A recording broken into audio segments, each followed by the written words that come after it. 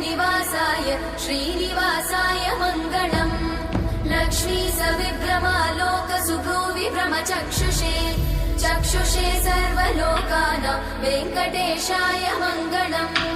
श्रीवेङ्कटाद्रिशृङ्गाग्रमङ्गलाभरणाग्रये मङ्गलानां निवासाय श्रीनिवासाय मङ्गलम् सर्वावयव सौन्दर्य सम्पदा सर्वचेतसां सदा सम्मोहनायास्तु वेङ्कटेशाय मङ्गलम् नित्याय निरवध्याय सत्यानन्दचिदात्मने सर्वान्तरात्मने श्रीमद् वेङ्कटेशाय मङ्गलम् स्वतः सर्वविदे सर्वशक्तये सर्वशेषिने